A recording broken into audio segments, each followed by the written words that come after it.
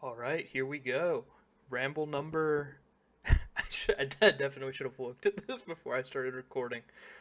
I believe this should be number.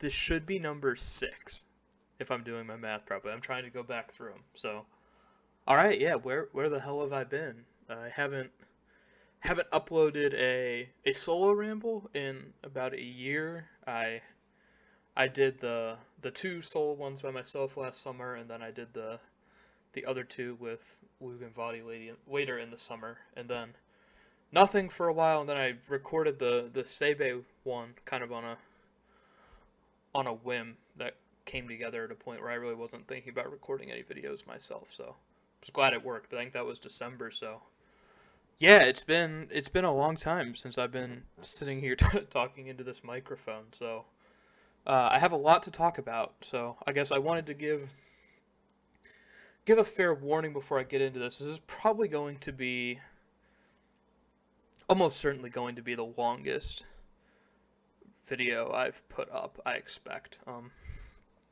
We'll see. Maybe it'll go a little bit faster than I expect. It's also going to be the most rambling of the rambles I've recorded because I have written nothing down. I never took serious notes for these things anyway, but I'd usually put up just like a little notepad beside my game client with like 5 or 6 things I wanted to touch on just to make sure I didn't forget anything big. So, um, definitely big things to talk about in this, and they'll unfortunately probably be dispersed among many random tangents and thoughts and whatever as I work my way through this. So I'll jump around it at the end before I upload, and I'll put together some timestamps so you can. They're not going to be extremely precise, but if you're just like if you're curious, just what I've been up to, or I don't know, just like my thoughts on updates or whatever, we'll try to block them off like that. So, last warning, I guess I'm probably going to start off by talking like kind of just personally what I've been up to, unrelated to the game. So, just because it's been a year since I've talked about this, so for those of you who care, for those of you who are curious, it won't be too long, but I was going to talk about that first, and then I'll throw a timestamp when that wraps up, and then we'll start talking about, I guess, what I've done in game, where I'm going, thoughts, stuff I wanted to touch on from the last year. So I guess let's get into it. What have I been doing for the last year? I've been playing much less RuneScape, and kind of in general been a little bit more unplugged from the community than I had been in years prior. So for those of you who would notice something like this, I've been extremely inactive on Twitter. Haven't posted much in the last year. I kind of back in the fall was still checking it intermittently. I'm more or less completely off of that as well. So this might be. I will probably tweet this video out when I upload it, probably. So I guess we'll get a little activity. See if see if I missed anything important on there.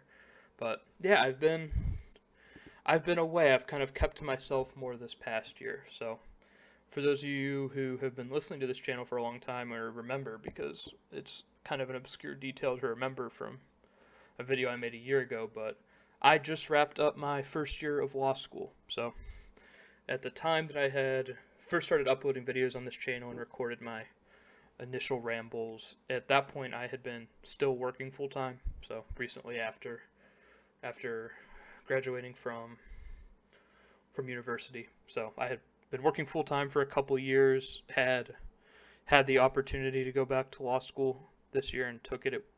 The timing kind of worked out. The industry I was in was one that was starting to get hit pretty bad by COVID at the time that I left at like beginning of summer. So I think things went better for them than we feared for the company. It didn't do terribly, but it definitely felt like a good time to at least get out of that particular job before potential layoffs or something, depending on how hard we were going to get hit. So yeah, I had to adapt back to the full-time student lifestyle, and it's been a lot. I I was somebody who thrived on like the stability in the lifestyle that I had when I was working full time. not really on the financial side, because I live very modestly, and I've been able to, like, my standard of living in that respect hasn't changed, but I've always enjoyed having a routine, knowing where I'm going to be and when, knowing that I'm going to have, the time to spend with friends, spend with family on a somewhat regular basis. And this year has really taken away that stability from my life, and definitely a part of that has been COVID. I know my experience this past year is far from unique. It's been tough for many different people in many different ways, but yeah, my lifestyle kind of deteriorated, especially in the fall. In the fall, we were entirely remote, so I moved. I'm recording in a new apartment than I've recorded anything in before. So I moved for school. I moved to the city my university's in. So I was going to be supposed to be in person. They moved the fall semester to entirely remote. So I had probably a better structure than I think a lot of remote students had, just because uh, the law school tried something different this year than they had ever done before, which was, instead of taking the standard 4 classes together that every first year law student takes in their first semester, they broke them up to be a month each and taken one at a time. So my day would consist of, like, the same 3-hour morning lecture, lunch break, and then like 3-hour afternoon lecture with the same professor for like Monday through Friday for a month. That was the system. So, which I didn't love it. I'm just, with my learning style, I don't typically do as well with large amounts of information on a single subject at once. I think I've typically thrived more getting bits and pieces of different things, just because it keeps me interested and engaged. My ability to stay engaged with the same material, especially when it comes to like assignments or just individual work, stuff like that, is not great. So I didn't love it, but yeah, got through it, and I did well on the academic side. I've been very happy with my performance in that respect, but I definitely feel like I've kind of come out of the year feeling just generally in a worse state, I think, than I was a year ago, which it's a little bit grim to think about, kind of the reality of me just sitting in this chair by myself, thinking and talking about this with myself, and just saying, am I really better off now than I was a year ago? I don't think that I was, but I don't mean that in like a particularly pessimistic way. I think it's just been, I think my routines, the good habits I had developed while working full time, like with my health and my exercising and seeing my family and things like that, I feel, that I lost them, and they're difficult for me to get back, especially with kind of the unusual and awkward pacing of various things in law school, where stuff kind of comes and goes, and the urgency is kind of all there and then goes away. And it's not like my undergrad experience, where I was busy, but it was predictable, right? It was typical amounts of homework and other assignments, just that you could kind of predict it, and you could still have a degree of routine. For whatever reason, this year for me has felt way more like something comes up and it's all I can think about for 2 or 3 days, then it goes away and it's replaced by something else a week later. So just kind of instability in that respect. So, but yeah, I'm doing all right now. I I graduated. I wrapped up the first year. Grades are fairly good. I'm working. I got a pretty good job I'm happy with for the summer. It's remote though, which is unfortunate. We were back in person for the spring classes, which I immensely enjoyed, and I felt like I got much more out of them. So to revert back to this remote only with like working with this firm in another state, I'm just missing. I don't know. I feel like I'm missing a lot of the aspects that would really help me that would just help me develop in this field. I don't feel like I'm getting that this summer. Since it's just work with none of none of the other intangibles you get of something like an internship. It just feels like extended, like homework assignments. The stuff that I'm working on is not terribly different than what I was doing for school assignments. So I'm not thrilled about what I'm doing this summer. It'll probably look pretty decent on my resume, but truth be told, I don't feel like I'm getting a whole lot out of what I'm doing. At least I don't have a commute, right? It's in that the hours aren't bad like you sometimes hear about. So at least I'm getting back into some better routines, getting some of the better habits back into my life during the summer, which, yeah, I guess this is the time, right? And then when the chaos of next year comes around, everything will be thrown into disorder again. So, but one of the things I wanted to do as part of the, I don't know, kind of a little bit of a retrospective process this summer, trying to sort some stuff out, get back into good habits. I figured I'd do this. I figured I'd make a video. I looked a couple weeks ago out of curiosity at my channel, and I was just kind of curious, like, if people were still watching the videos, if they were still getting any traffic, and I saw, yeah, the view counts on the Rambles are still creeping up. Nothing insane, but I'm pretty sure, like, at least the one I have with that is like over 800 views now, which is wild. I don't remember having more than like 100 or 200 a week or two after release. So I guess there are people still trickling through the channel. So I guess, yeah, for any of you who've been listening to these recently, that's awesome. I'm glad you guys are. I'm glad you're still getting something out of them.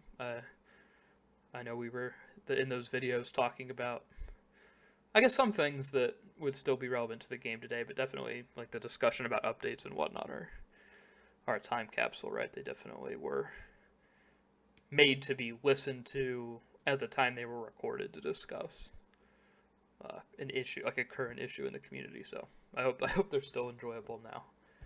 So I guess, yeah, that's what's been going on generally with me. How has that impacted the game? So some of you might be aware of this. I don't know if many of you are. A year ago, so last spring, like late spring, early summer, when I was on my way out with my job and was going to have a little bit of free time in the summer, I was able to participate in the fantasy skilling competition. So yeah, go Crows for any of you who remember.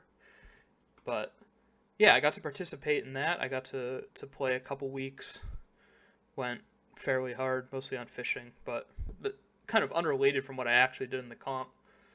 In a lot of ways, I experienced what I guess a lot of people do, which is like post-competition burnout, which for me it was less that I didn't care a whole lot about the competition. Like, it was fun being part of the team, and it would have liked us to see us do a little bit better, but I didn't feel burnt afterwards because there was like no longer the competition aspect. I think for me, I started like looking at the progress I had made like during that time and seeing like what it kind of takes to achieve long-term skilling goals just with the time investment. And I looked at what my life was going to look like coming up in the next few years, and I kind of had a bit of a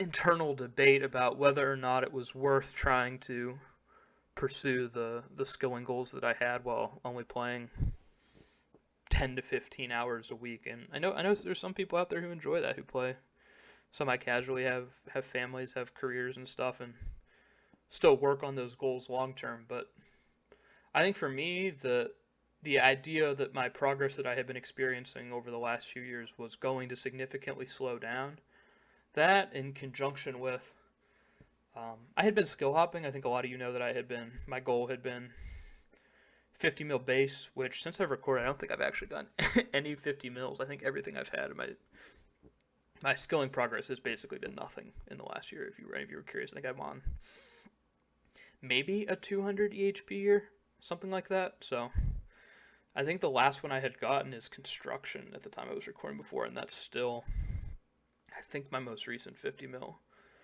Thieving and Herbor will get there eventually. Thieving with blood shards, and Herbor with just general Iron Man Herbor stuff. So I guess I'll get those two, but that will probably be it. I don't think anything I don't have 50 mil in now I'll ever get.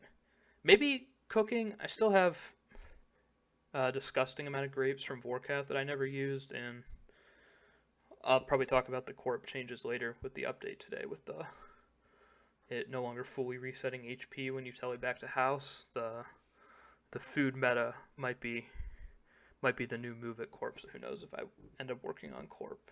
Maybe I'll AFK some Karams and get that. But yeah, so moral of the story, yeah, I basically by the end of summer had pretty much lost any interest in any skilling goals. I really wasn't playing. I was focused on school, and when I did have time to log on, I just felt no motivation to skill with the bit of time I had, and I had also felt that at least at that point that I had taught myself methods for pretty much every every skill, like or whatever at least the Iron Man metas are.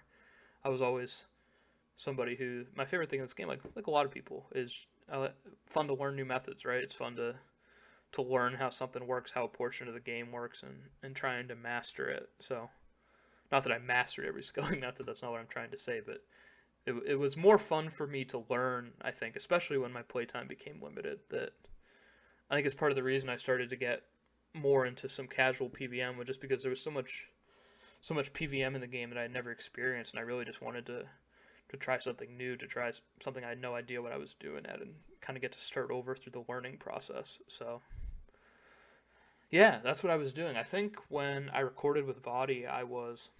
One sec. I think when I recorded with Vadi, I was at the Inferno Bank, if I remember correctly. I had been working on the Infernal Cape. I was fairly close at that point. I think I had a couple Zucks under my belt. I guess when I finish fletching these, it's no time like the present to jump into the collection log. So I did. I got it. I did Inferno. It's somewhere up here. I can't keep this thing straight. I don't open it very often. It's under Other.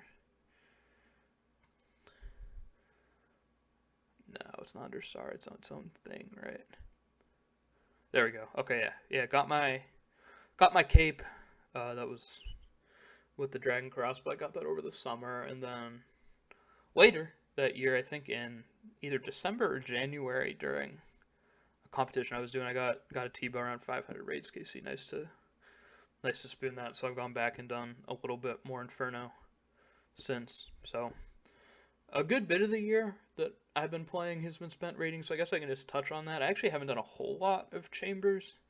What am I missing that's not on the log? I had done a fair bit of this before the log. I have an Elder Maul and then both shields. So ridiculously lucky at chambers. No doubting it. I have megas finished and 10 out of 12 at 650 combined KC. And I guess most of the CM is solo, so it's a bit more, but still not a lot of KC. So Ancestral top and bottom of the last two items, which I look ridiculous. Like when I'm at the Chambers Bank in my like arms top and robes of darkness bottoms. So I look like I'm just learning how to raid. But in terms of completion, I'm really up there. And as cool as the Ancestral looks and you feel goofy without it, like the actual time save of using it is quite small. So I'm not missing out on anything, especially compared to like bow, Kodai, claws. That's really the important stuff to have. So yeah, I've been very fortunate there. I think I finished claws. I think claws were the last item I got, which was back in maybe February, and that's when I stopped doing any chambers, and have been doing pretty much just theater since then. So here is the theater log. Kind of unfortunate. I'm lucky, I guess, that I have Pet and Dust. You know, I'm pretty sure I'm way past rate for Pet. Pet and Dust is cool. The transmog top pet is adorable. Kind of sucks being 1100 KC without really the only two weapons that are, or like the only two items from top that are actually important at all for an account. So kind of sucks on that front. I'm still enjoying it. I think Top's a ton of fun. So I don't really mind, and I'm also not spending a ton of money to top like people who have Scythe. So hopefully I get it somewhat soon, but at least for now I'm still able to have fun with it. Been doing a fair bit of hard mode. I actually think hard mode top is extremely fun. I enjoy it a lot.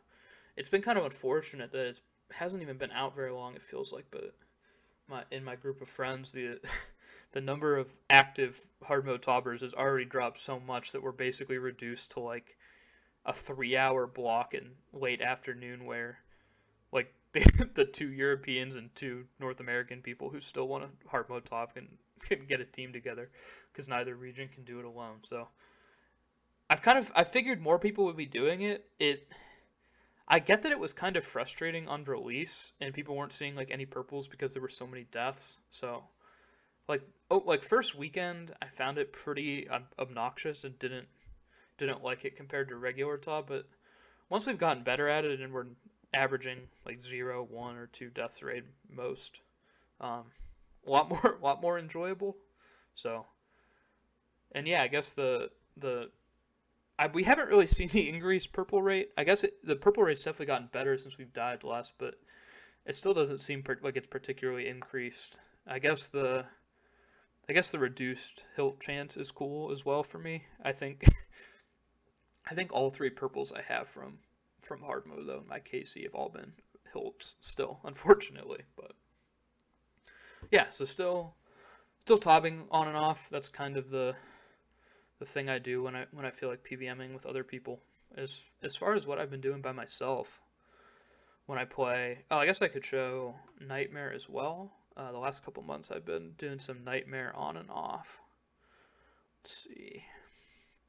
So yeah, I did 500 solos. So all my regular KC is solos. I got top and bottom, which is awesome. I got those within like 20 KC of each other at like 400 and 420 KC, something like that, which was nice. Up to that point, I just had the 2 Eldritch orbs, which Eldritch is definitely the coolest orb to get on an iron. Probably has the most use, especially since, dude, I'm 200 mil fire making, and even if I get a harm, I can barely use the thing. So I had dropped off a bunch of my dupe tomes to my brother when he started playing, just to give him some starting cash, which I think at the time, I don't know, harm definitely wasn't out at that point. I don't even know if you could turn in dupe tomes for pages at that point, but yeah, I figured they were useless. So I think I got like 20 something on the way to 200 mil at Wintertot, and I think I dropped off like 15 of them. So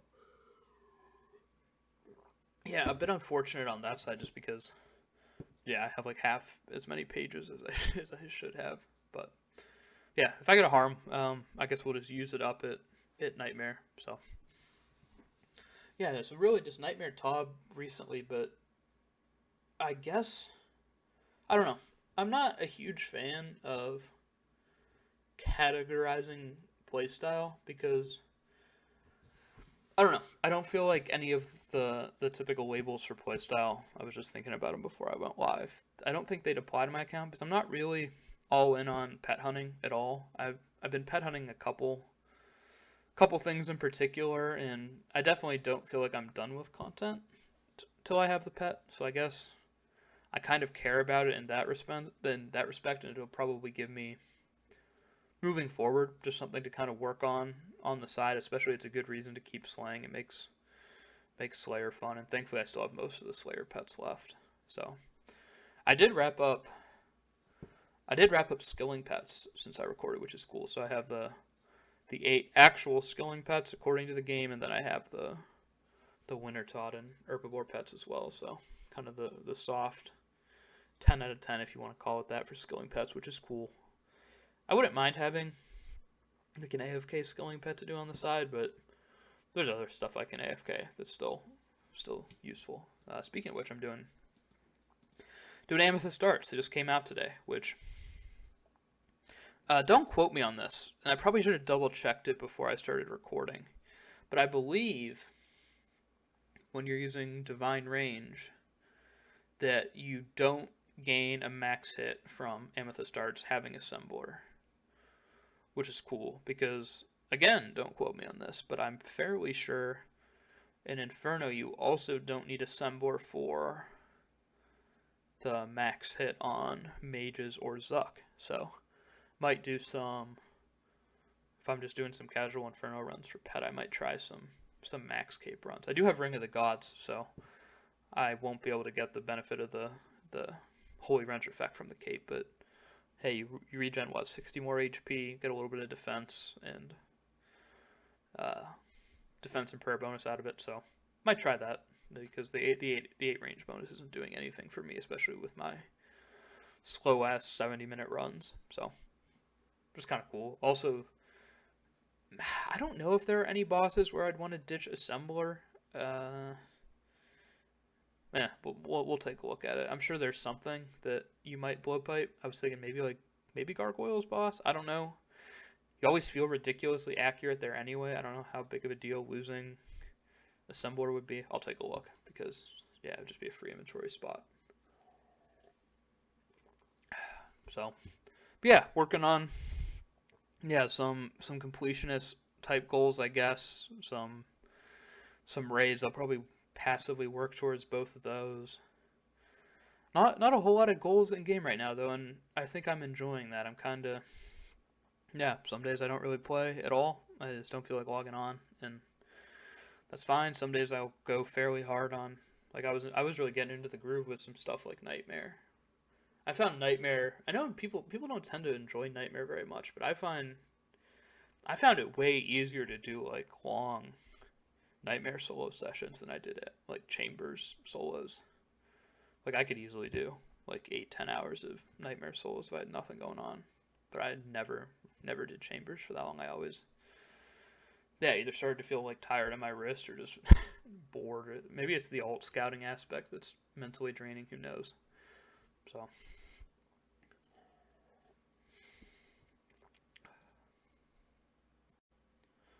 all right, okay, we're back. Sorry, I noticed that the light turned off on my microphone, so I paused the recording to take a look. I mean, I listened back to the end. It doesn't seem like it cut off at all, so hopefully everything is good. Even though this means I'll have to stitch the recordings back together into one. Which last time I did that took my computer a really long time because it probably did not do it optimally because I'm not very good at stuff like that. But all right, yeah, where was I? I think I was just wrapping up what I've been working on. Uh, yeah, I did.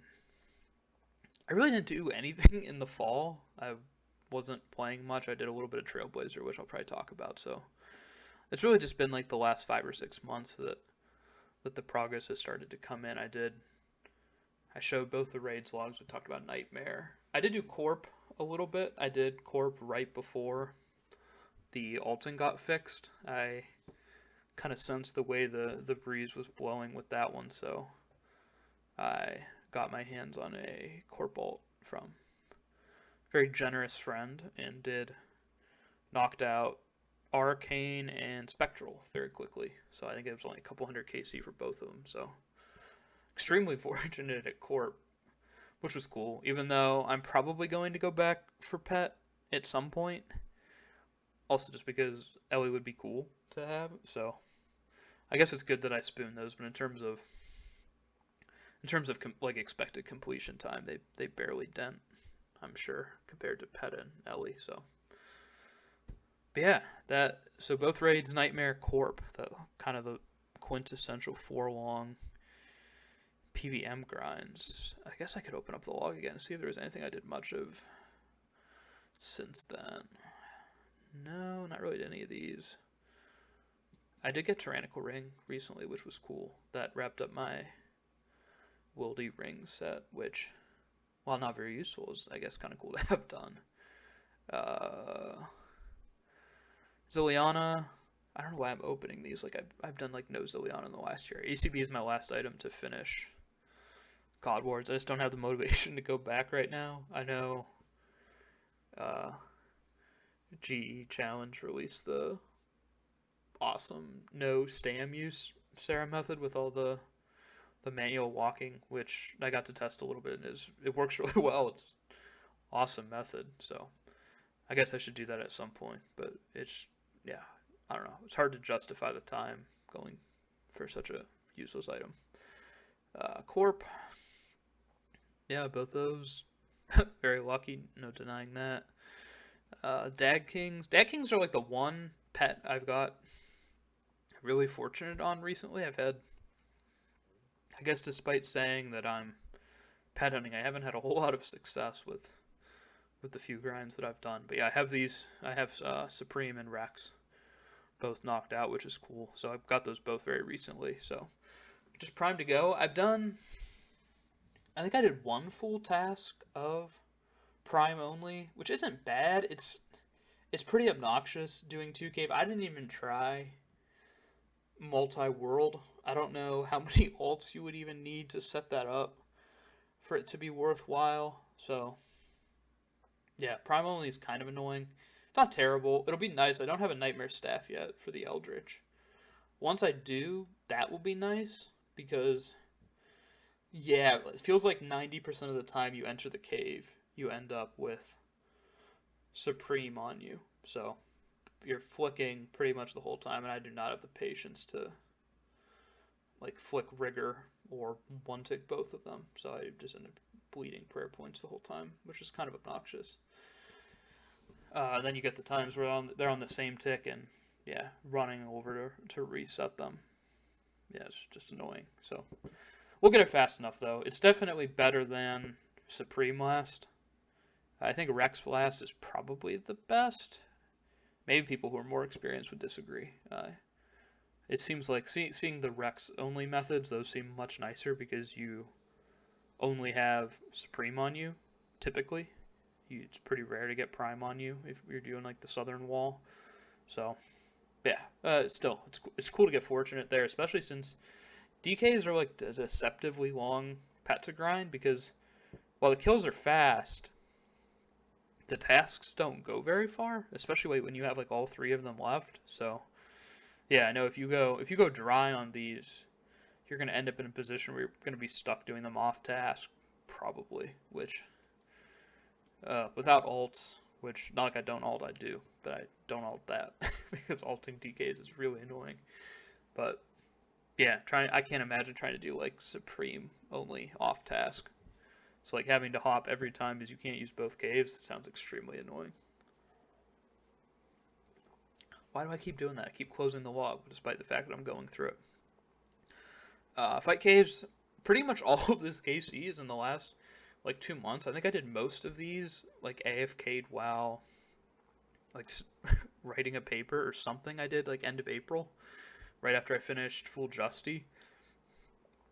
Fight caves is ridiculous in just this year. I know a lot of people are aware of that, but if you haven't done it yourself, it's more AFK than you think. It's ridiculous. It's fully like 5-minute AFK at the start, and by the end you can still AFK for a couple minutes. Typically I just set up like a low prayer or low health alert. So no pet yet, but not even at rate, especially since I don't have the boosted rate from on task. Gauntlet. Got the blade fairly early, a little bit more than half of rate, so that's been cool. I actually didn't corrupt it. I've done like 800 Tob with it without it being corrupted because I keep assuming I'm going to get Scythe like before the break-even point, and now I'm way past the break-even point. I put more than 1,000 shards into that thing. And then I just found out today with the blog, I didn't realize that, so today's update they released the recolors, so you can use the same recolors that you can use on the Prif crown on the blade to recolor it, but it has to be corrupted for that. So like half the reason I put off ever corrupting it was because I thought the white one looked cooler than the red, and I figured they kept talking about the blade recolor, so I just figured like why corrupt it, right? It's just gonna be I'm gonna be able to choose a new color soon. Why waste 1,000? But yeah. So, yeah, there we are. I'll go back for FBO's out. I'll talk about FBO probably later when I talk about some of the updates, but it isn't particularly useful for me for anything, so not really in a rush to get that, but I would like to work on the pet, and I enjoy Gauntlet. The drops are great, it's fun, so I don't know. Definitely a pet I could see myself grinding. Sorry if you hear a dog barking in the background. The apartment I've moved into now hasn't been particularly bad, but I get a lot more background noise than I did before, just because I'm closer to campus now. People are in and out much later. It's just kind of hectic, unfortunately.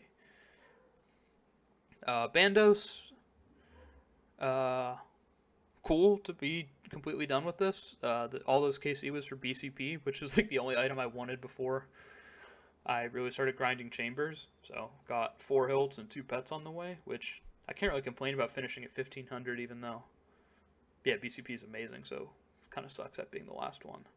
Mole's still done. I haven't touched that. I have 2 jars of stone. For those of you who don't know, this thing's 1 in 5k. I got them like 10 kills apart. It was kind of wild. Just been slowly doing it while working on pet. A lot of people seem to hate this task. I don't know why. All my buddies talk about hating this task. So, and I don't even have Scythe, and I don't mind it. I don't love it, but it's not bad. It's more engaging than a lot of other Slayer bosses. I think probably this and Sire, and I know Calvite Queen is technically a Slayer boss, but those 3 would probably be my favorite of the on-task bosses. Inferno I showed, KQ, Always Dry. I think this might be like the one PVM pet I'm overrated for. So, I still enjoy Calvite Queen. For those of you who have seen the videos on my channel, I've uploaded a couple different methods for KQ over the last year. Played around with some stuff, so I still enjoy KQ a lot, and especially I haven't done it since I got ink, body, and legs. So that'll help, and then who knows? I'm still working on Nightmare till either pet. I've kind of picked three things. So it's pet, finishing the set, and then mace. So between those 3, I think I'm gonna get 2 of them and put the last one off. So I think I'd be happy with any 2 of them. So I'd probably prefer set and pet, but I mean, yeah, I definitely wouldn't complain about getting a mace, and I definitely don't need the full ink set for anything. I did it again. I closed the log. It's really not so much. I'm going through the log less so to like actually show off the log, but it's mostly just helping me categorize my thoughts about the different PVM grinds. So KBD, also super AFK with bring like 12 brews, 12 restores with DHCB. Very AFK. So enjoying that. I don't even know if I'll bother doing it on task. This will probably be the next pet I AFK after I get Fight Cave's pet. So it'd be kind of nice for Slayer to go back to just being able to do like Slaughter, or sorry, Expeditious baby black dragons. I think that'd probably be ideal. But Kraken got pet. I'm like, it's kind of weird to complain about, like, when you're lucky on the pet, to complain about the tentacle, but I'm pretty sure I have 1 more than this. This is off by 1. I had 1 pre-log. But I have 4 in that case. I guess it's really not that dry, is it? I'm on rate for barely 6. It felt more dry. I felt like I looked at my stack and I still had 7 to go, and I said, no way, even though that was like 1,000 TOB ago, so I'm starting to come to the realization that I might just be...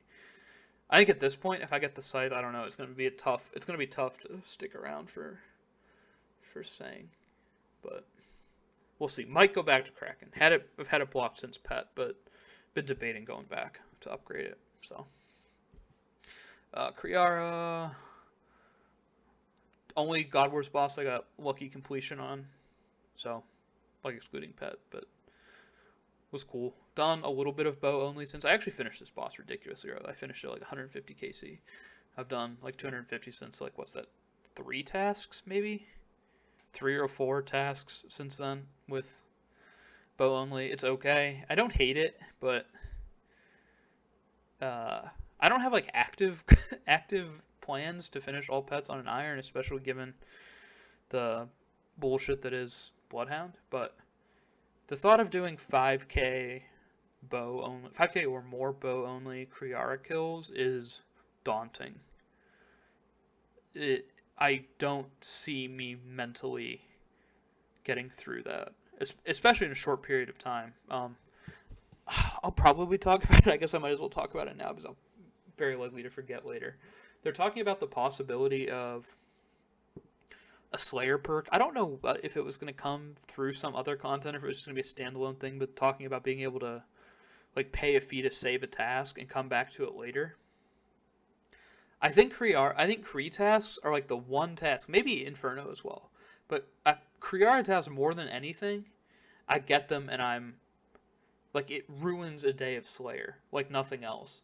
Like the idea that I'm going to spend the next 3 hours doing bow shield flicking Kriara is, I don't know. It honestly makes me enjoy Slayer less.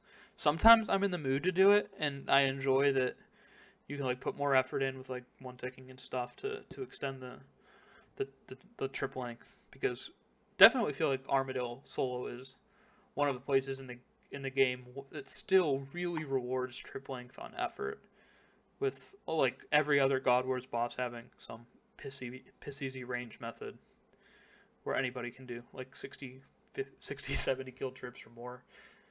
It's cool that Kriara still feels like it rewards putting in a lot of effort to conserve supplies. So I like it in that regard, but don't like it that much. Black Chin Hunter is still one of the, probably the only skilling activity that I think I enjoy just doing it, even absent any skilling goals. So they did just add, I think you get 8 range strength with Dragonfire Ward and 10 with Buckler. I should see if those are different max hits with Black Chins, but I don't know. I looked at the numbers. It's actually not a ton of chins to get to pet rate for Kree. Like, it's a lot, but it's, I don't know, it's like 90 something K. So, like 90 something K black chins. It's like 110 hours maybe. So, I don't know. It's a fun activity. I could see myself doing it. I guess I'm kind of just thinking out loud at this point, because bow only, I can see myself doing some, but I don't see myself getting to pet rate with it. So, yeah, maybe I'll just hunt some chins, because the chin method is really fun, especially if, well, I guess you don't even use Ellie anymore if you chin, right? I assume the range strength from Ward or Buckler just probably just blows the value of Ellie out of the water, but yeah, I don't know. I might have an Ellie at some point, so I guess that would at least help more with the bow flicking. Zammy, 1500, no pet. That's whatever. Zammy's fun, super easy with bow. Nightmare talked about. Ober, never killed. Trachnis, barely killed. Scorpio, I don't think I've ever done since I was like level 90. Raids talked about. Clues, I don't know if there's anything to talk about here. I've done 0 beginner clues that probably will never change. Easy, I don't think I have anything on the log.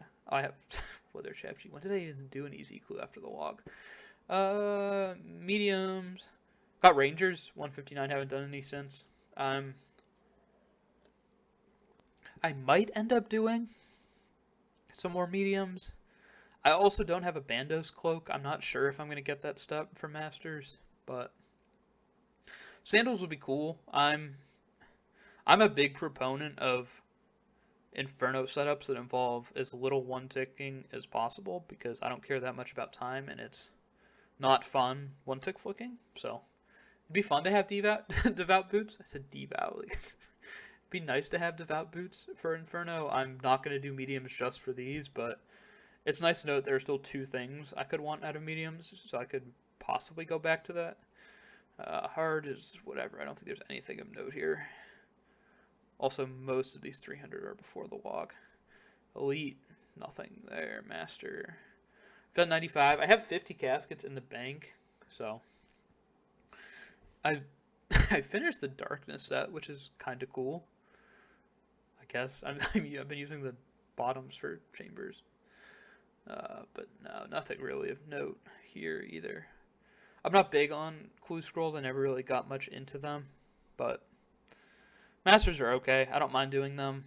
It's not that fun getting Eclectics, but I'll work on it slowly for Bloodhound. Bloodhound is the reason that, even as a long-term goal, I would never say all pets on an iron, just because I know me, and I know that I would not have, if I was all pets but Bloodhound, I would not log in to grind Bloodhound. I would not care that much. So Bloodhound is like, if you get it pet in my mind, which I think is fine. I think it actually is. Even though I'm at a point right now where I'm not playing the game a lot, it's nice to not set myself definitive long-term goals, just because it seems like what I'm interested in changes frequently when it comes to the game lately. So Mini games and other. There's nothing of interest in there. So yeah, that's I guess what I have been working on. I wanted to talk a little bit. It's gonna be a little bit of a mental exercise. There might be a few pauses. I think I wanted to just kind of touch on anything that was big update wise throughout the year. Anything I did. So fall is definitely where I'm murkiest. I think Mahogany Homes was in the fall. Sorry if I'm off. I haven't done any Mahogany Homes myself. I know. I don't know for sure. I don't really follow it anymore, but I'm pretty sure it's still a bit worse than Mythcapes for construction for irons. So I know it's cheaper, right? That's the whole thing. Less click intensive and a little bit cheaper because you just get more GP per plank. I'm fairly sure it's not efficient though. So kind of cool update. I'm generally in favor of things like that. Definitely makes a skill more accessible to people, right? Because training construction is terrible, right? Nobody likes training construction. So that's kind of cool. Trailblazer was in the fall. I did play Trailblazer. I think I wish I knew when this was. I think I tweeted something like a month or maybe a month and a half before Trailblazer, which was I just kind of said like I had no interest left in the game. I had kind of given up on any skilling goals and didn't really see myself playing anymore. So I don't remember the exact language, but I didn't. I don't think I didn't log in for like a month and a half, and then Trailblazer came out, and I think that's when I started playing a bit again. We played with like our close group of friends. We all played it together. People went really hard. Most of us went fairly hard. So we got to we were doing TOB by day 3 or something, 3 or 4. So yeah, went hard on it. It was honestly a blast. This was the only time I've done something like this. It's like a temporary game mode with people seriously, because I did play Twisted League by myself pretty casually, just kind of messed around, AFK'd some combat stats. I wanted to do a little bit of chambers.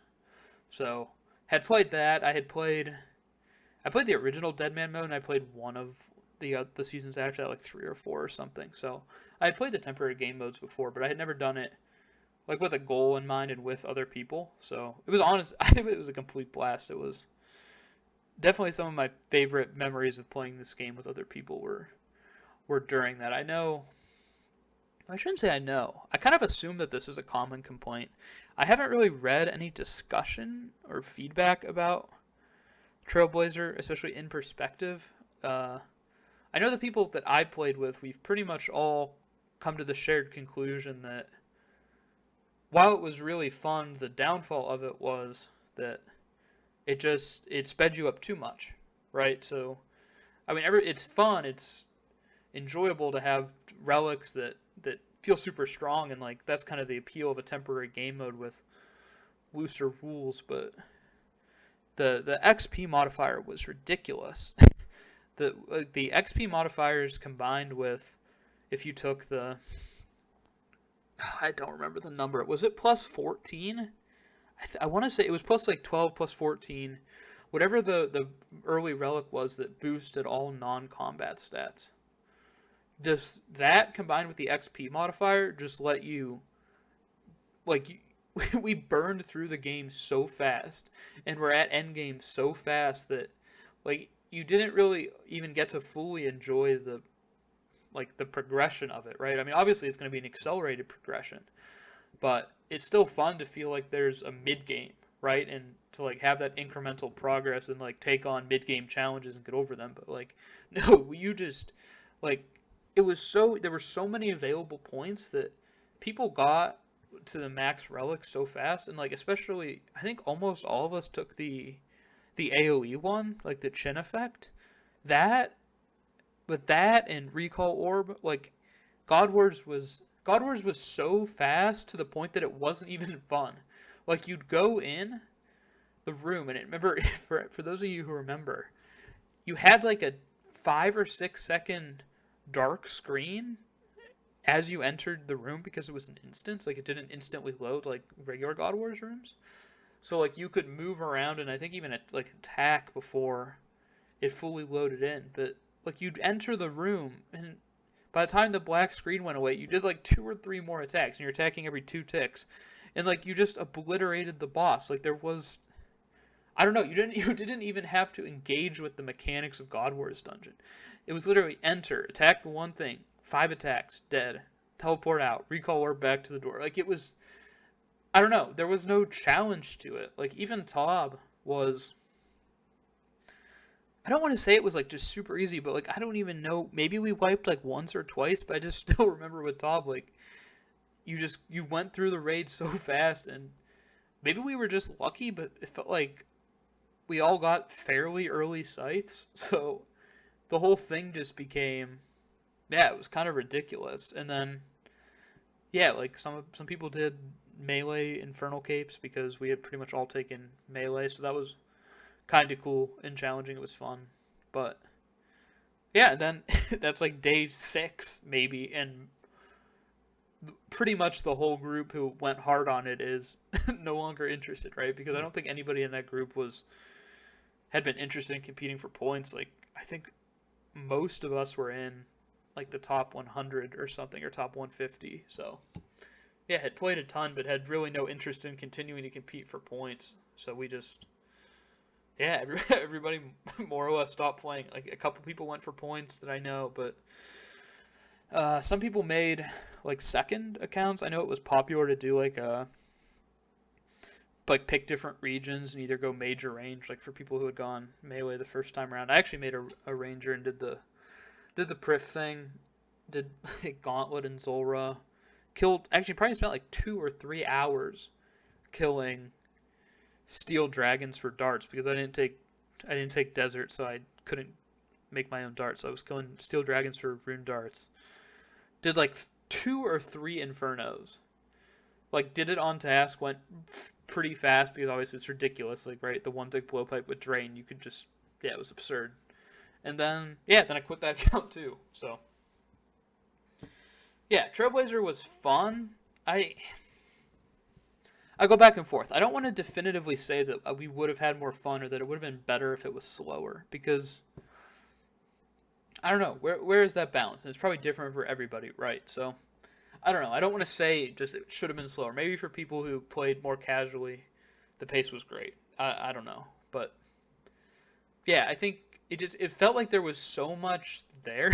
I know the word potential has kind of lost a meaning in a lot of discussions like this through overuse, but I feel like the idea in some aspects of the play were extremely fun, especially, yeah, I think the region walking and like selective path aspect of it was really cool.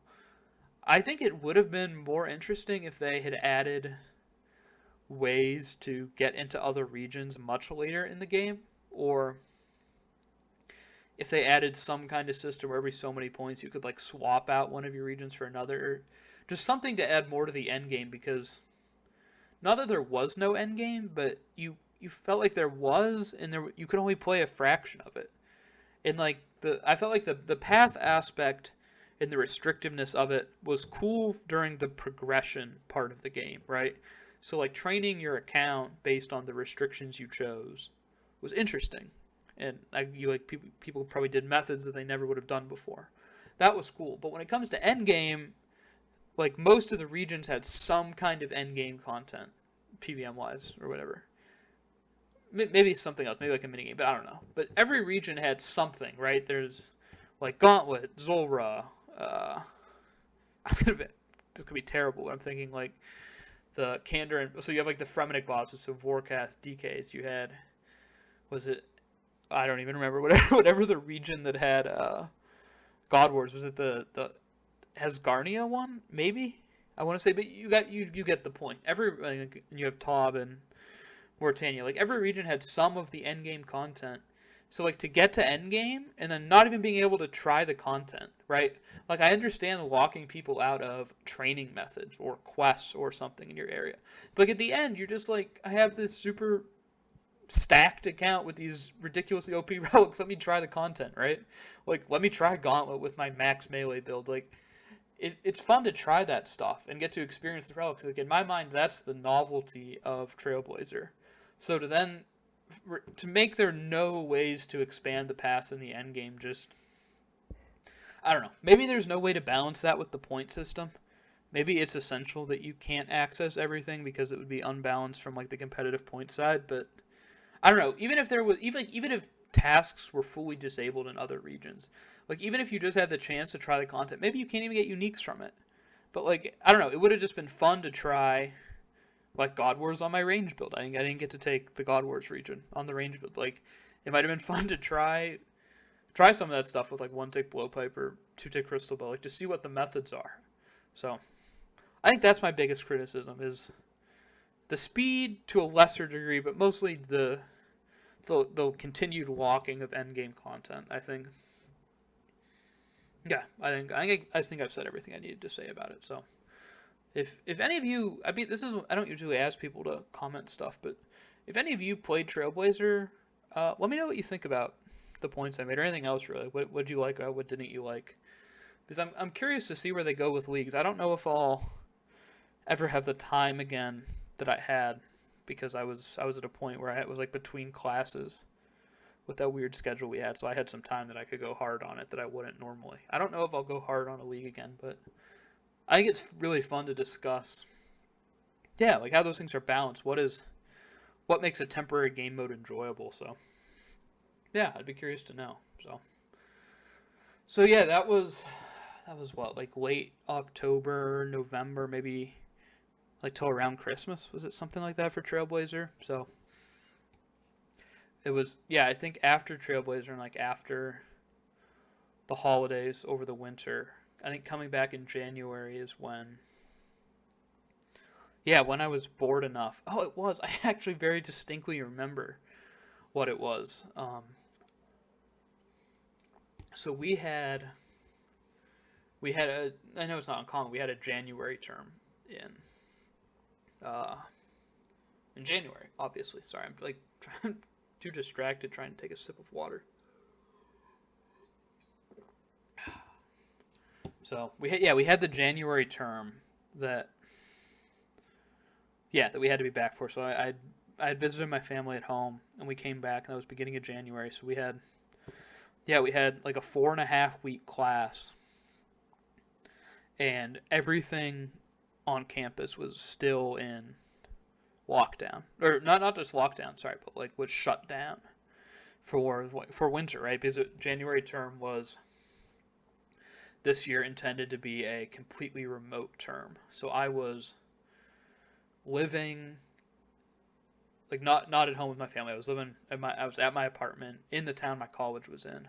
But the college and everything around it was still shut down completely. So, yeah, no gym, no seeing friends, no going to a bar or a restaurant. Like I know it's like standard lockdown stuff, but I was truly just like sat in my apartment by myself for like 6 weeks from beginning of January to mid-February, and that is when I was bored enough to log in again and actually do something on this account that I hadn't done. But yeah, I hadn't really progressed the account at all in like 6 months, other than like some AFK fishing and a little bit of TOB or something. So yeah, I did Chambers, did theater sometime around that. I guess I did record something. I didn't mention this at the start. I recorded that. I assume some of you saw that at least. It's a pretty small community of people who listen to Iron Man rambles. I recorded, I think it was on the Bubsies channel. I guess I'll probably throw a link in the description of this if any of you didn't listen to it if you're curious. But we recorded a ramble kind of talking about some proposed updates. It was me, Bubsy, and Luke, who you guys know if you listen to this channel. So yeah, that we were talking at that point. I'm pretty sure that is right when the equipment rebalancing thing first dropped. So sometime like January, February time.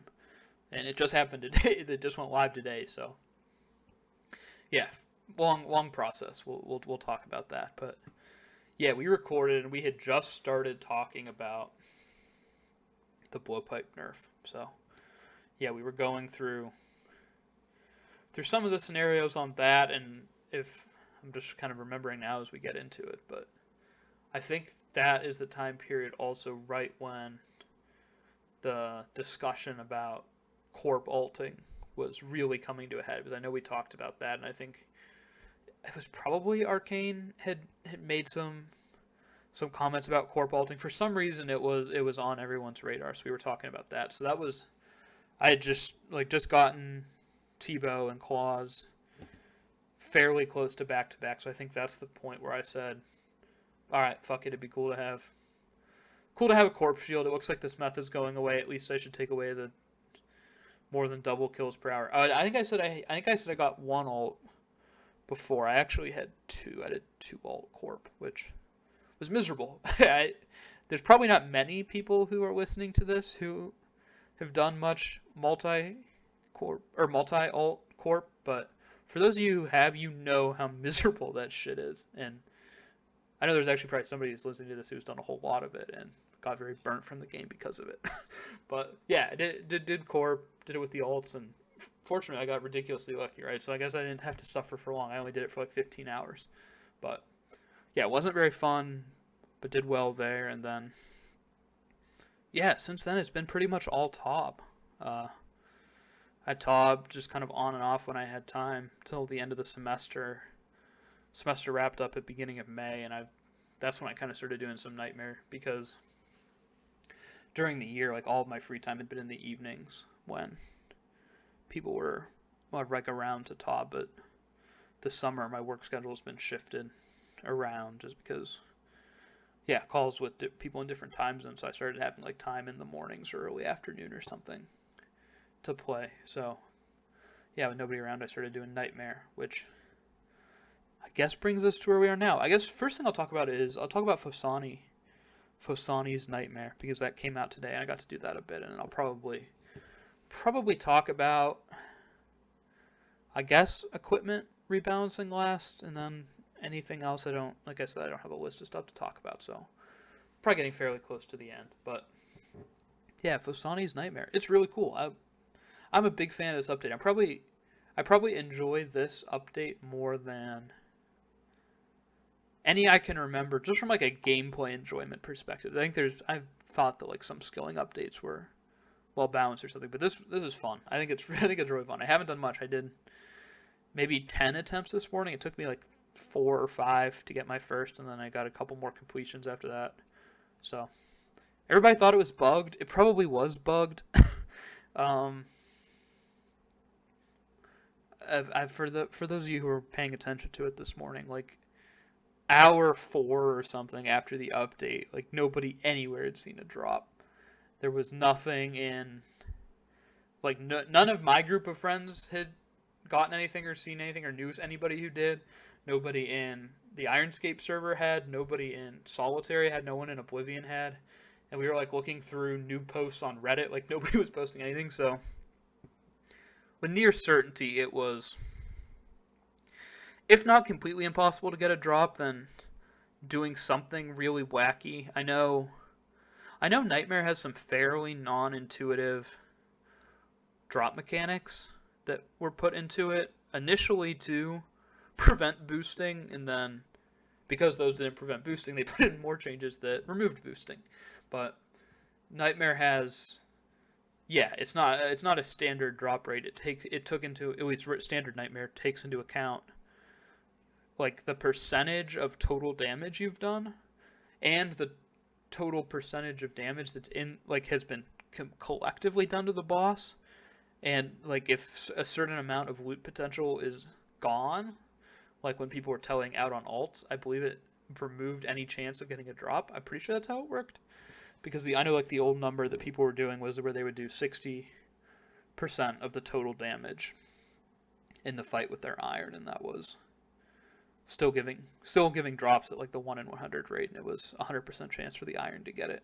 So I'm not an expert in this. If I misspoke, please forgive me. But basically, they've put in fairly complicated, by RuneScape standards, mechanisms into that Nightmare drop table, so it really doesn't surprise me that when transferring it to a smaller HP pool, different mechanic, solo only boss, that something got screwed up. But I don't know. None of the mods who commented on it seemed to it even implied that they found something explicitly wrong with it. They basically said that the code looked like it worked, and then shortly after, a tracker was put on to track the drops coming into the game to make sure they were coming in at the right rate. Suddenly, everyone everywhere started getting drops, so it seems like something was hotfixed without being mentioned. But either way, now that the drops are turned back on, it's pretty cool. It's I guess if any of you are listening and don't know what Phosani's Nightmare is, I guess I can very briefly explain it. Basically, shorter fight, average kill times for old solo Nightmare were like 15 minutes in max gear to 20, 21, 22 in like Bandos Bludgeon. And then for solos. And then for Phosani's, which is solo only, kills are between like 8 and 10 minutes. So about twice as fast. Faster pace fight. A couple of the special attacks have been modified. The special attacks occur at a higher frequency. So yeah, just more engaging fight, more fun. The mechanics are pretty cool. There's high effort ways to get more out of them, which is always a good thing to see in boss mechanics. So yeah, I think it's a fun fight, and I can see myself doing it. Like I mentioned earlier,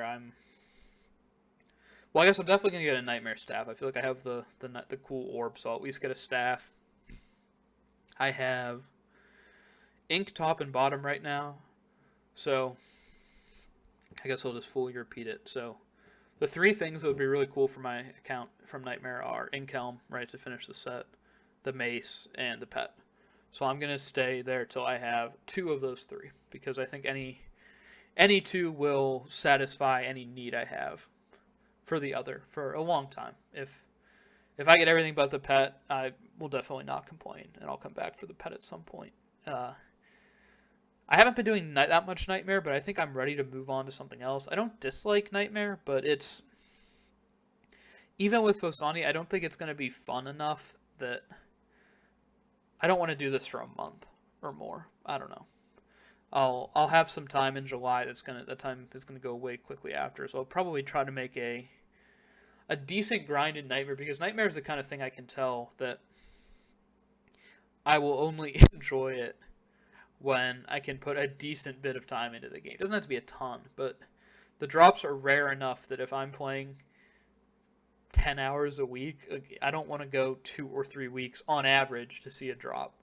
Like that, I think that's too much, right? I'm not going to enjoy that. So yeah, I'll try to make a decent push while it's fun. And who knows, I don't want to say the drop rate's too good, because we don't really know what they are, but people are killing it really fast. The teleport is really good. The teleport that brings you closer to the fight start now. So yeah, I could see it being, it was supposed to be roughly, I think 20% better, they said, overall. So obviously, like, the actual drop rate's not going to stay 1 in 100 because the fight's so much faster.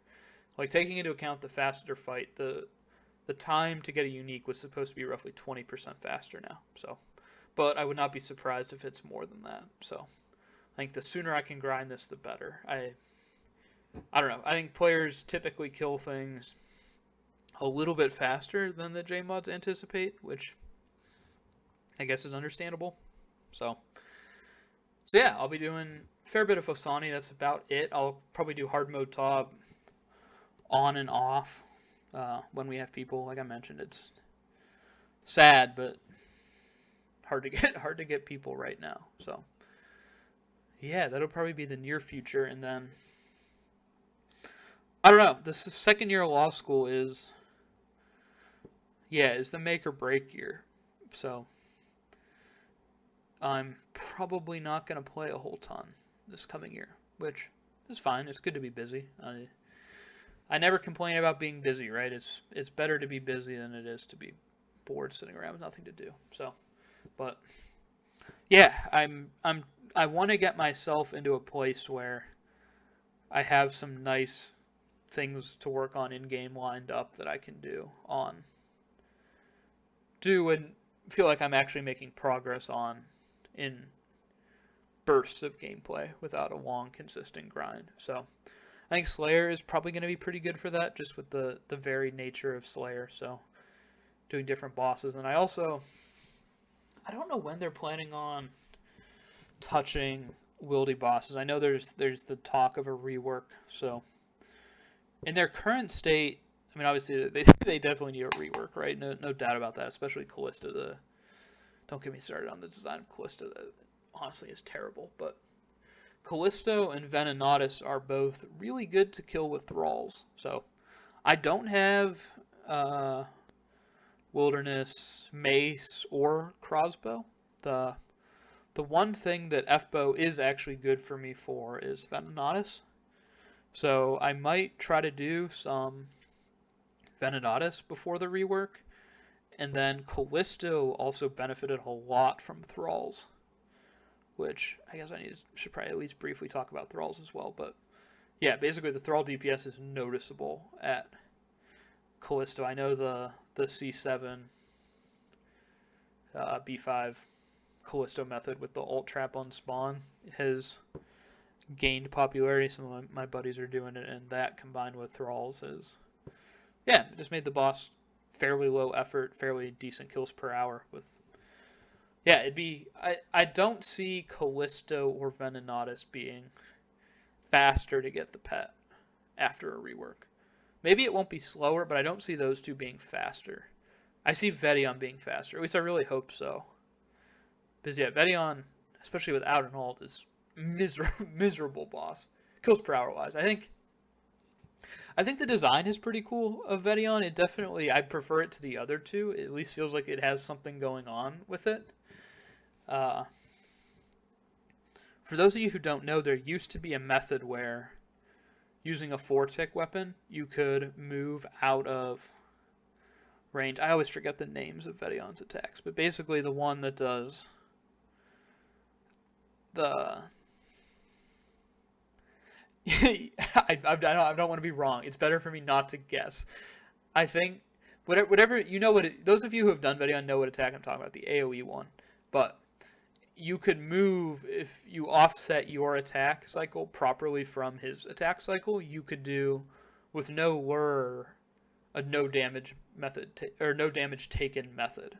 So that was really cool at Vedion, and then they removed it at one point. They changed the timing of one of his attacks, or they changed some property of the special attack that basically there's no way to not lose DPS and avoid that attack anymore. So basically pushed the meta to forced luring to the safe spot, which I think everybody agrees isn't a great way for the boss to be killed. It's understandable why it is the meta, but yeah, I think it'd be cool if it was something else. So Vedion I definitely see being better after the rework. Vedion or Venenatus and Callisto I'm not sure about. So I could see myself working on those two pets as well as Slayer. Yeah, it'd be cool. I want to try the F-Bow out some. I don't have a lot of reason to switch it from my blade, especially since I'm still topping on a somewhat regular basis. It's good to have the blade, but I want to try the F-Bow out. It looks kind of cool. It doesn't really have any use for me because the only place it's clearly better than T-Bow or Blowpipe is Bandos, actually. It's better than Scythe there. The kills per hour are probably roughly the same range to melee, given that you can claw with melee. But yeah, it's really good at Bandos, and that's the one God Wars boss I fully completed. So I won't be using it there. Venenatus I might try. I don't know. The item looks kind of cool. I think it'd be fun to try some 4-tick methods with range because it's not really something I can ever recall doing. So I might try some chambers with it. I know it's not bad at chambers. I don't think it beats T-Bow anywhere other than like Mystics or Vest Portal, but yeah, might try it there. It looks fun to use. Is there anything else I wanted to touch on? I could touch on Thralls. People seem to hate them. Why do people hate Thralls so much? I think they're really fun. And I don't want summoning in the game, so I'm not I wanted summoning and this is the next best thing, so I'm happy. I don't know. I thought Thralls were kind of ridiculous when I first saw people using them like in the beta, but I don't know. They're pretty fun. They were pretty good for Nightmare solos. They took like a minute on average off my kill time, which is really that would probably too strong to be honest, but yeah, they were fun at Nightmare. They're pretty good at Taub. They're really good P1. They're pretty good P2. Other rooms are okay. They're Soda Seg, Zarpus. You get something out of them, but yeah, I guess they're better than Venge at least. That's what everybody's been taking. So I always do Madril, so I haven't been bringing them myself. But yeah, they look good there. I don't know. They're fun to use. I tried them at Chambers. I did a couple. On Mage Hand, they're very good. They're great on Mage Hand. They're kind of annoying. I was just doing some self scout regulars, so fitting the rune pouch and the book into my setup without saying was tight. So I didn't love that. I didn't love always being barely surviving Ulm, but yeah, they were fun to use. It's apparently almost a 30-second time save at Ulm, something like that. Please, again, if these numbers are inaccurate, I just see what other PVMers are talking about. I'm not a big math guy when it comes to the PVM side of things. I just mostly look at what other people say. But yeah, I've seen as much as 30-second time save at Ulm. So that's pretty cool. I don't know. Is it too strong? Maybe. The trade-off really doesn't seem to be there. Self-scout regular Chambers, the 2 inventory spots matter. I feel outside of that situation, everywhere else you're bringing them, those 2 inventory spots do not matter much. Right? In Taub, you don't need those inventory spots. Unless you're doing if you're doing some ridiculous duo or trio p-necking method, maybe you can't afford to give up those slots. But in every other normal top setup, what you can easily fit that in. It's not remotely a concern. The prayer points are nothing. Over the course of a Nightmare solo, it kind of starts to add up. But even then, it's, I don't know, maybe 2 doses. It feels I don't know. None of the situations I'm seeing Thralls be used in right now do I feel there is some kind of meaningful trade-off. The closest thing I've seen to a meaningful trade-off for using Thralls is that if you try to use them for solo CM, you give up Venge, which is huge. Which, I don't know. I'm not a CM expert, so it's not really probably for me to speculate too much about metas. I would guess, though, that especially after the Vasa changes, that you probably don't get as much out of Venge throughout an entire raid as you do from Thralls. But I think the mental aspect of getting more Tectons, getting more decent pace through Tecton with Venge, because that's the room where you get the most out of Venge, Tecton and Ice Demon. So, and the fact that that's the first 4, maybe not spending twice as long to get a decent first 4 with Vengeance is better than, I don't know, say a hypothetical 10-second save from Thralls throughout the whole raid, right? Given the whole slot machine aspect of CM speedrunning, where it's just pray you hit big on high defense, low HP monsters. So I don't know. Maybe in that sense it's better just to get more consistent first 4s and roll the dice on the later 4s more. But I don't know.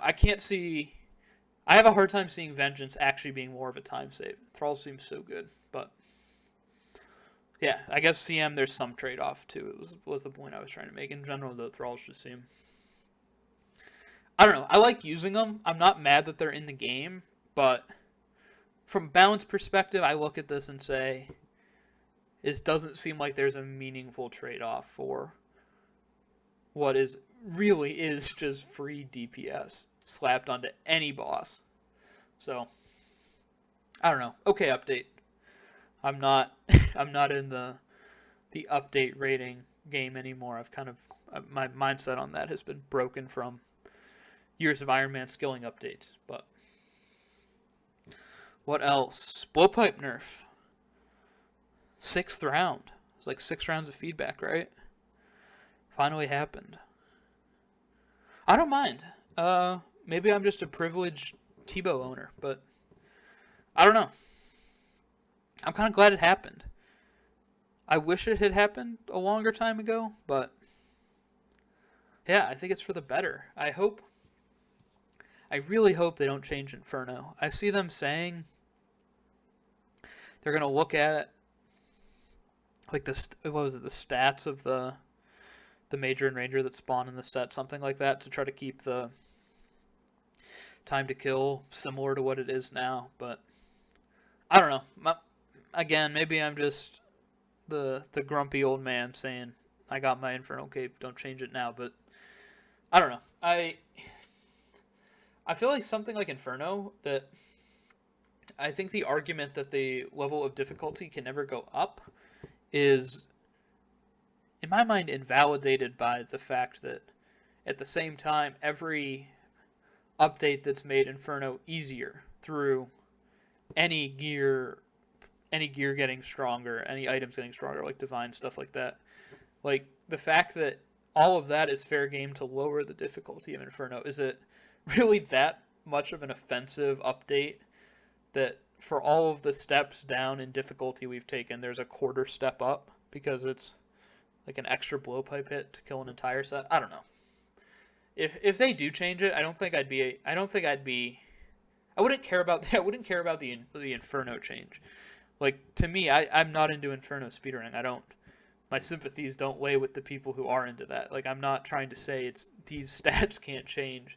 I just don't like the idea that certain pieces of content have to have difficulty levels like artificially propped up on the rare occasion we do get a balancing change. Like if we get a balancing change and something gets weaker because it's too strong, then it's just weaker now. And I think the game should go on like that and let the metas and stuff adapt around it the same way that they don't buff the Inferno every time they make an update, right? Or like, I don't know. It came out, Inferno had been out for a year before Top, right? I think they were both summer updates, a year apart. Like, I don't know. Maybe should they have just banned just this year? Should you never been able to use Justy Helm or the full set in Inferno because it made the difficulty level lower for First Escape? I don't know. It doesn't seem like I can't imagine the feedback would have been positive then, right? Or imagine if they've been doing this for years with Fight Caves. Imagine if Fight Caves got rebalanced every time there was a PVM update. Like, I don't know. I think people would look at something like that and laugh and call it ridiculous. But now I don't know. We're like seriously entertaining the idea that a 20% nerf to one item justifies rebalancing content around it, which I don't know. I hope it doesn't happen. I don't think that speaks well for the future of balancing in the game. So it does kind of suck. I'm really glad they have the FBO, just because I don't know. I always especially sympathized with. It probably just sounds ridiculous, right? Because I'm an Iron Man saying I sympathize with Iron Man, but I think the initial blowpipe nerf proposals before the FBO came into the conversation, just like really, really did fuck over irons at Chambers of Xeric. Like you were gonna have. I was just thinking, like, especially in. I mean, it was obviously going to make no bow solo CM impossible. Like it's already very difficult and not worth your time.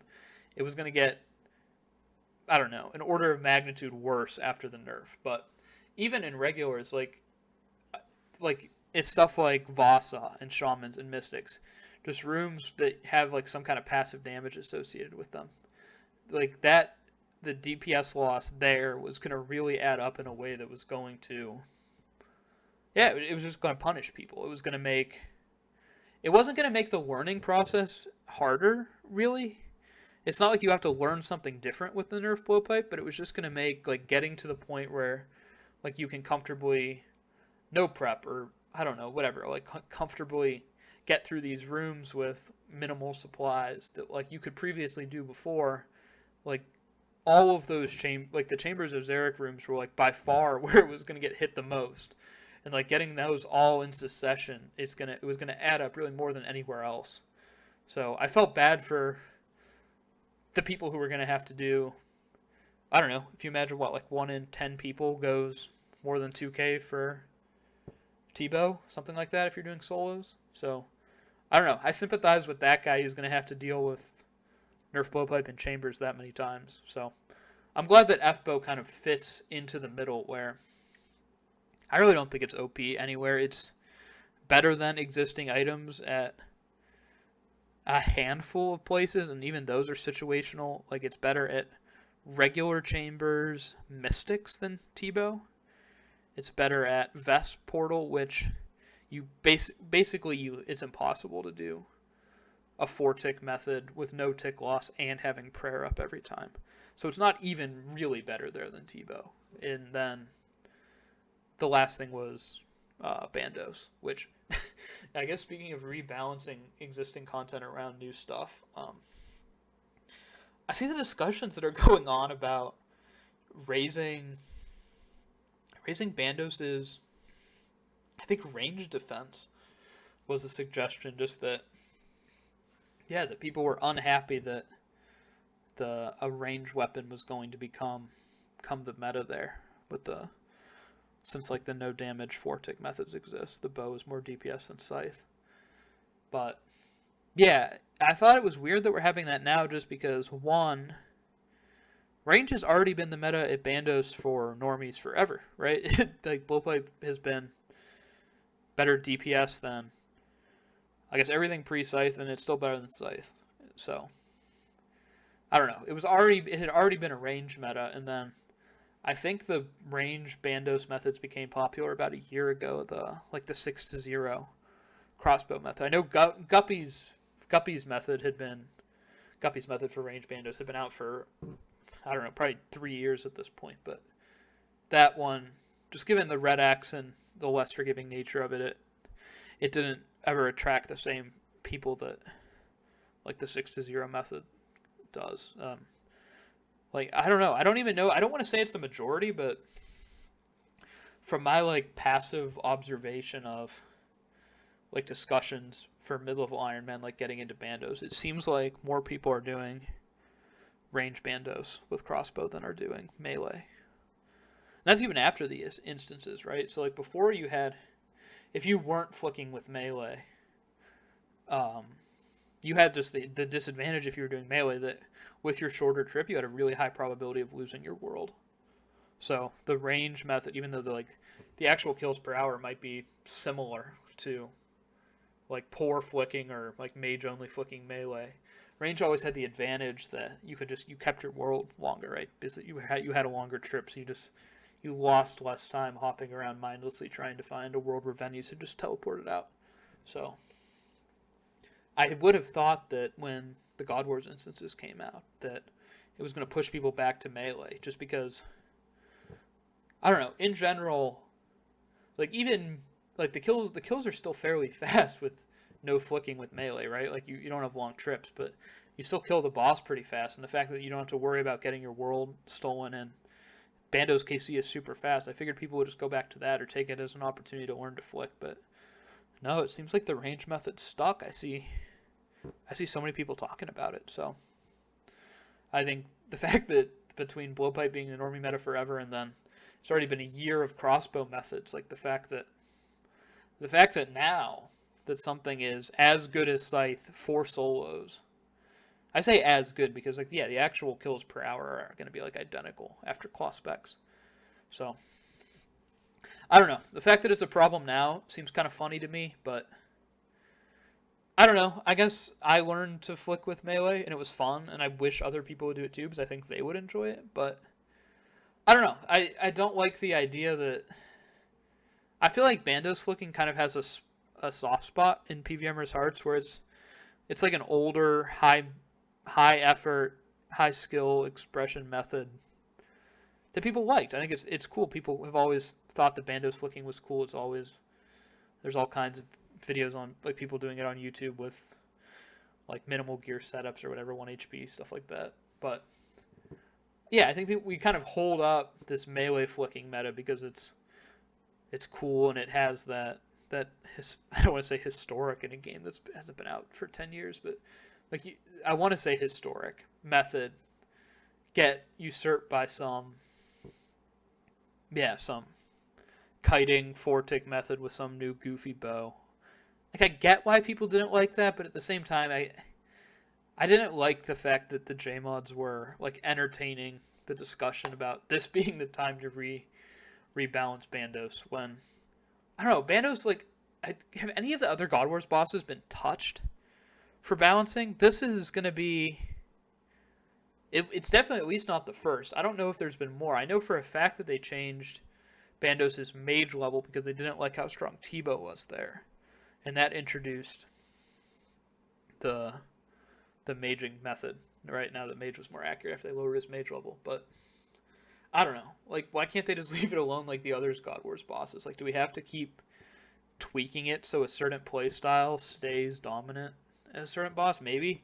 I don't know. I guess there's an argument if people come back and say, well, it was designed to be a melee boss, let's make it so melee, the highest effort method, is always going to be the best, then fine, I guess. It's a different style of balance than I would typically endorse for a game. I kind of always have preferred the more sandbox style where JMods just design a system, design NPCs, design an engine, and then players are kind of free to push, pull, prod with the system, figure out what they can, and even if that means abuse it, like where possible. Obviously, there have to be exceptions to that, but I don't know. Using a bow instead of a scythe at Bandos is not an exception of the system breaking, in my opinion, right? When you talk about things that actually need intervention, you're talking about stuff like corp invincibility bug and things of that nature, not a slight meta shift between two dominant weapons at one boss. I don't know. I think who knows, maybe people will figure out some new method with some new item in the future, and that could be the meta for a bit. I don't think we need to baby bosses into keeping certain metas just because we think those metas are cool or iconic. So I guess that's my take, which I guess isn't surprising though. I'm also a much more new school PVMer. I was never much into PVM back in RS2 era, and I definitely wasn't for most of my old school career. So maybe if I had been doing this for 5 years, I'd be less enthusiastic about seeing melee flicking lose its existing niche at Bandos. But who knows? I guess we'll have to record a ramble in 5 years and we can talk about it then. So, but I think the point I was making between talking about Bandos and talking about Chambers, I like the F-bow. I think it's cool. I think that I like that it makes a more accessible weapon. Not super accessible. Not accessible to the same degree Blowpipe was. But it's if you were doing EHB rates, it's like 80 hours a gauntlet to get on an iron, which most people aren't getting close to EHB rates at first anyway. And for mains, isn't it like almost 200 mil now? It's at least over 150. So, but yeah, either way, like a more accessible weapon than Tebow that will let people play around with some of these range methods that, like the distance and like actual functionality between the Blowpipe and the Tebow is huge, right? Like you look at like the metas that Tebow has allowed at different bosses. Like I'm even mostly thinking about Chambers, but I mean there's all kinds of stuff like the God Wars methods and whatnot. Like the fact that methods like that took advantage of like the range and maneuverability you have when using the Tebow are gonna now be available with another weapon as well. Like it'll be cool to see what like Zammy or Sarah or Kriar or various Chambers room, like what the strategies become using the F-bow for people who either irons who don't have it yet or mains who can't afford it or are choosing not to use it for some reason. So yeah, I don't know. I think it's cool. I'm glad to see something new. I'm curious to see what people can do with it. It doesn't look like it's, I don't know, the amount of the amount of ridiculous knee-jerk reactions I saw, even to the original one, which was, I know we have a slightly nerfed one now. They took away like a little accuracy and like 2 or 3 max hits, but even the reactions I saw to the nerfed version, just from people talking about how ridiculously OP and terrible for the game it was, I don't see where that was coming from. Like, I see this bow is going to have a few possible uses if in a best in slot case, and when you're not talking best in slot, it's it's an accessible mid-game item that opens up some new range meadows with different bosses. So I don't know. I'm a fan of the F-bow. I am. I think it's cool. I'm glad it's in the game. I wanted to talk about the clan chat broadcast system. It's funny, like everyone has been in Gauntlet the last 2 weeks. It's funny, we've seen, especially since I'm not sure exactly what the trigger is for valuable item for the broadcast. Like I don't know if it goes off your personal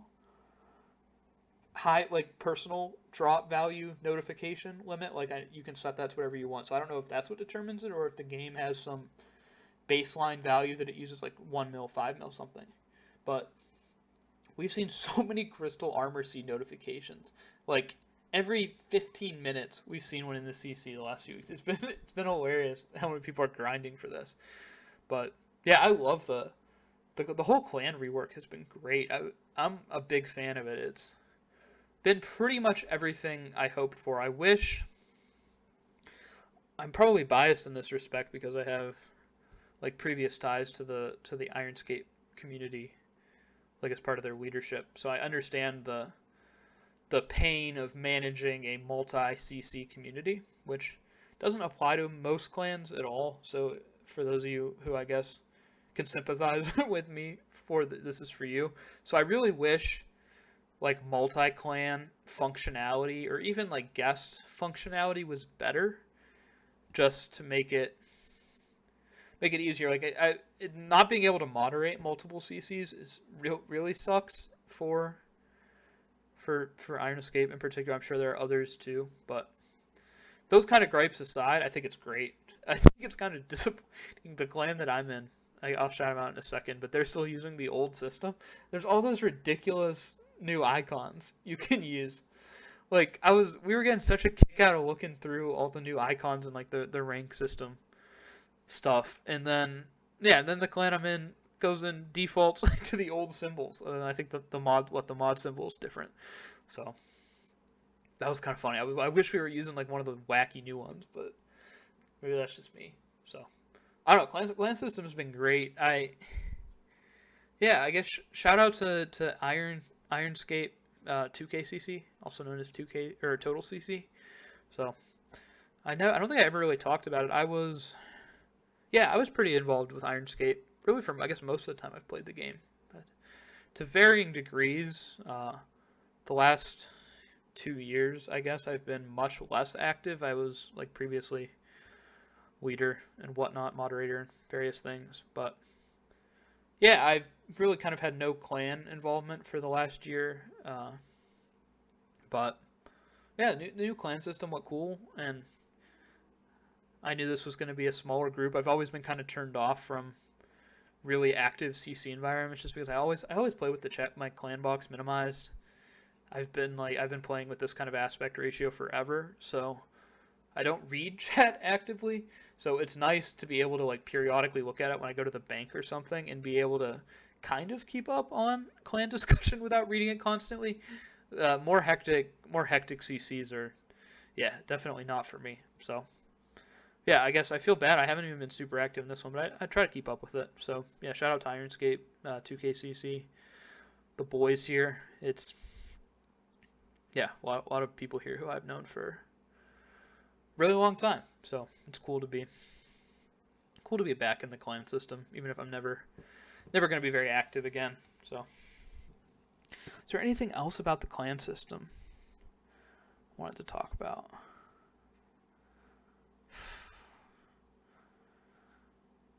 I know they're gonna give us filter options for what we see personally and then what we broadcast as well in the clan. I think they were also going to try to work in some skilling stuff. I know, which would be cool, like talking about like different XP milestones. Like I think it already does level ups at through 99, so something like, I don't know, like 20, 50, 100, 200 mil XP in a skill, something like that as a broadcast. That could be really cool. I know especially for certain communities, right? Like right now, if you're in a skilling clan, what are you doing? You're just shaming the people who get the valuable drops because they're not supposed to be PVMing. I don't know what's the meta there, but yeah, clan system really cool. I joined this one. Um, I've also been, I guess, shout out time. I've been involved with the Summit clan for, I guess, a little over a year now, like a year and a half, something like that. So they've definitely at least kept me engaged in some discussion about the game, thinking about the game, playing around with different stuff, even when I had no actual interest in like playing and progressing my account. I know there's a lot of burnouts in there, but if any of you are listening, I've really enjoyed my time there. Learned a lot. Got to play around with some cool stuff, meet some interesting people. So I don't think the actual clan system with them is very big. So I think most people are in other clans. Who else? Sean. Shout out to you, Sean. I asked a couple of my friends if there was anything they wanted me to talk about in the Ramble, and I didn't get much. But Sean asked for a shout out, so here you go, Sean. I did want to thank. I guess I was kind of talking about how just various things this past year have been fairly rough, and trying to get through it. But one of the real blessings of the last year is I've gotten quite close with a pretty small group of friends. Some iron, some not. Just kind of people we've pulled together through various interactions across some different communities. But yeah, been blessed to have a closer group of friends in this game than I really have ever had before. So just done all kinds of stupid shit with them in game. Discord and whatnot. So yeah, if any of you guys are listening to this, I assume probably a handful of you will. I guess you guys know who you are, and I really am grateful. It's meant a lot to me. So I guess that's probably going to be it for this video. I don't think this was quite as long as I expected it to be. This is probably going to be, I don't know, something like maybe an hour and 10. I have the two separate recording segments I got to stitch together. So I was worried I was going to go like 2 hours. I think I've pretty much touched on everything. Oh, one other thing I wanted to mention, I know some of you probably noticed I was on my channel and definitely on his, that the last video I recorded, like Ramble style, had been with Sebe, and that had been what he ended up turning into episode 1 of his Sebe cast series, which I think is like over 40 episodes now. Maybe I might be a little bit off. I think haven't listened to the most recent ones yet, but yeah, he's done impressively well. Has blown up very quickly. So I know he's at least was at one point an avid consumer of this kind of video content. So if you listen to this, it's awesome. It's awesome what you've managed to do with YouTube and streaming. So hope you just keep blowing up. I'm really glad to see it. See the strides you've made. You deserve it.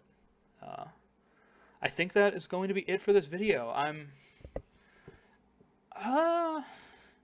don't want to say I'm not going to upload again. I'd really like to upload again this summer.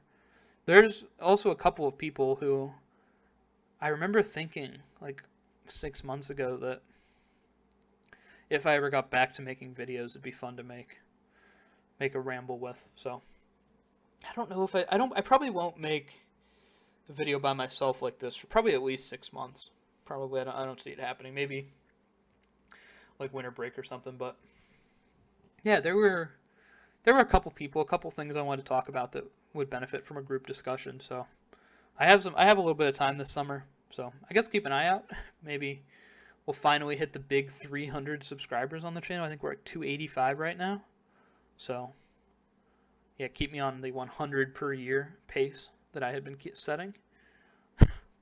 And I have managed to talk for like 5 minutes at the end of this video without saying anything. So I am going to wrap it up. Take care, everyone.